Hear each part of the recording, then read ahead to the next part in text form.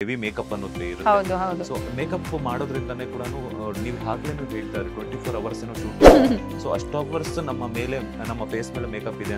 Makeup ಇದ್ರೆ definitely skin damage ಆಗೋಗಿದೆ. ಅದು ಆಲ್ರೆಡಿ ಪೋರ್ಸ್ ಅಂತ ಇರುತ್ತೆ ನಮ್ಮ ಸ್ಕಿನ್ ನಲ್ಲಿ. ಆ ಪೋರ್ಸ್ ಇಂದಾನೇ ಎಲ್ಲ ಅದು ಬ್ರೀದ್ ಮಾಡೋದು, ಸ್ಕಿನ್ ಬ್ರೀದ್ ಮಾಡೋದು. ವೆಟ್ ವೈಪ್ ತಗೊಂತಾರೆ, ಚೆನ್ನಾಗಿ ಉಜ್ಕೊಂಡ್ಬಿಡ್ತಾರೆ. ಹೋಮ್ ರೆಮಿಡೀಸ್ ಜಾಸ್ತಿ ಟ್ರೈ ಮಾಡ್ತೀರಾ, ಬ್ಯೂಟಿ ಪಾರ್ಲರ್ಸ್ ಹೆಚ್ಚಾಗಿ ಹೋಗ್ತೀರಾ ಅಂತ? ಏನ್ ಮಾಮೂಲಿ ಐಬ್ರೋಸೋ ವ್ಯಾಕ್ಸಿಂಗೋ ಇದಕ್ಕೋ ಅಂತ ಹೋಗ್ತೀವಿ.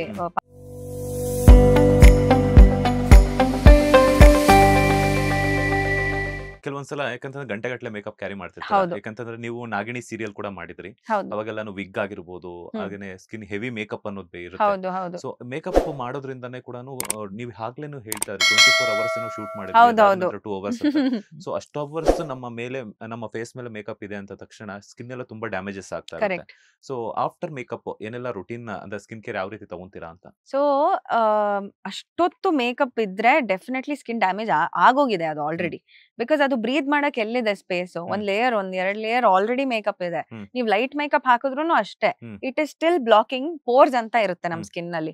ಆ ಪೋರ್ಸ್ ಇಂದಾನೇ ಎಲ್ಲ ಅದು ಬ್ರೀದ್ ಮಾಡೋದು, ಸ್ಕಿನ್ ಬ್ರೀದ್ ಮಾಡೋದು.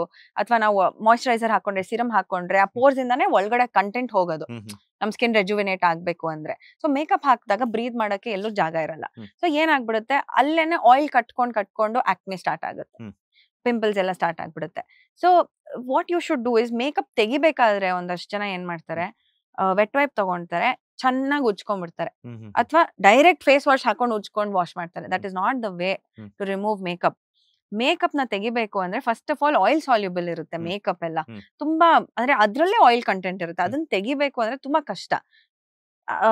ತಗೊಂಡು ಉಜ್ಕೊಂಡಿದ ತಕ್ಷಣ ನಿಮ್ಮ ಸ್ಕಿನ್ ಅಲ್ಲಿ ಮೈಕ್ರೋ ಟೇರ್ಸ್ ಆಗೋ ಚಾನ್ಸಸ್ ಇರುತ್ತೆ. ಸೊ ಅದಾಗಬಾರ್ದು ಅಂದ್ರೆ ಆಯಿಲ್ ತಗೊಳ್ಳಿ, ಬೇಬಿ ಆಯಿಲ್ ತಗೊಳ್ಳಿ ಅಥವಾ ನಾರ್ಮಲ್ ಕೋಕೋನಟ್ ಆಯಿಲ್ ತಗೊಳ್ಳಿ, ಒಂಚೂರು ಮಸಾಜ್ ಮಾಡಿ ಲೈಟ್ ಆಗಿ. ಆಮೇಲೆ ಬೇಕು ಅಂದ್ರೆ ನೀವು ನಾರ್ಮಲ್ ಕಾಟನ್ ಅಲ್ಲೋ ಅಥವಾ ಕಾಟನ್ ಪ್ಯಾಡ್ ಅಲ್ಲೋ ಅಥವಾ ನಿಮ್ಮ ವೆಟ್ ಟಿಶ್ಯೂ ಅಲ್ಲೋ ತಗೊಂಡು ಲೈಟ್ ಆಗಿ ವೈಪ್ ಮಾಡಿದ್ರೆ ಇಮಿಡಿಯೇಟ್ಲಿ ಎಲ್ಲ ಮೇಕಪ್ ಬಂದ್ಬಿಡುತ್ತೆ. ಅಂಡ್ ಮಾರ್ಕೆಟ್ ಅಲ್ಲಿ ಅವೈಲೇಬಲ್ ಇದೆ ಇವಾಗ ವಾಟರ್ ಪ್ರೂಫ್ ಮೇಕಪ್ ತೆಗಿಯೋಕ್ಕೂ ಒಂದಷ್ಟು ಲಿಕ್ವಿಡ್ಸ್ ಅವೈಲೇಬಲ್ ಇರುತ್ತೆ. You can use that also. And ಅದಷ್ಟೇ ಅಲ್ಲ, ಅದಾಗಿದ ತಕ್ಷಣ ಮಾಯಿಶ್ಚರೈಸರ್ ಹಾಕೊಂಬಾರ್ದು. ಅದಾಗಿದ ತಕ್ಷಣ ಫಸ್ಟ್ ಫೇಸ್ ವಾಶ್ ಮಾಡ್ಬೇಕು.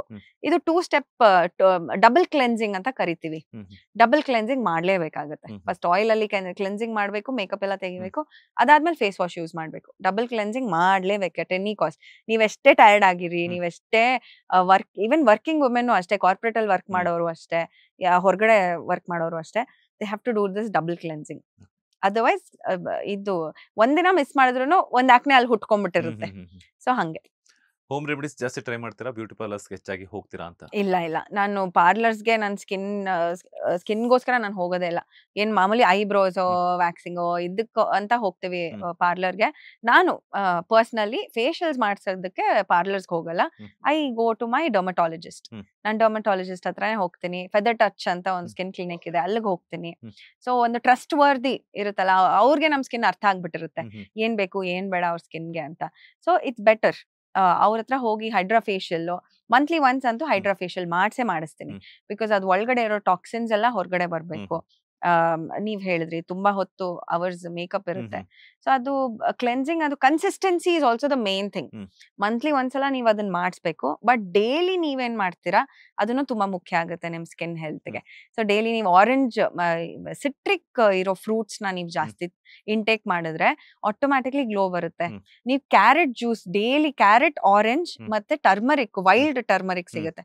ಅಂದ್ರೆ ನಮ್ಮ ಮಾಮೂಲಿ ರಾ ಟರ್ಮರಿಕ್, ಡ್ರೈ ಆಗಿರೋದಲ್ಲ, ರಾ ಟರ್ಮರಿಕ್, ಆರೆಂಜ್ ಮತ್ತೆ ಕ್ಯಾರೆಟ್, ಇದು 3 ಹಾಕಿ ಜ್ಯೂಸ್ ಮಾಡ್ಕೊಳಿದ್ರೆ daily your skin will glow. 100% result ಸಿಗುತ್ತೆ ನಿಮ್ಗೆ. ಲೇಟೆಸ್ಟ್ ಹಾಗೂ ಇಂಟ್ರೆಸ್ಟಿಂಗ್ ಸುದ್ದಿಗಳಿಗಾಗಿ ಬಾಸ್ ಟಿವಿ ಕನ್ನಡ ಚಾನೆಲ್ನ ಸಬ್ಸ್ಕ್ರೈಬ್ ಮಾಡಿ. ಹಾಗೆಯೇ ಬೆಲ್ ಐಕಾನ್ ಪ್ರೆಸ್ ಮಾಡಿ. ಇದರ ಜೊತೆಗೆ ಫೇಸ್ಬುಕ್, ಇನ್ಸ್ಟಾಗ್ರಾಮ್, ಎಕ್ಸ್ ನಲ್ಲೂ ಮಿಸ್ ಮಾಡದೆ ಫಾಲೋ ಮಾಡಿ.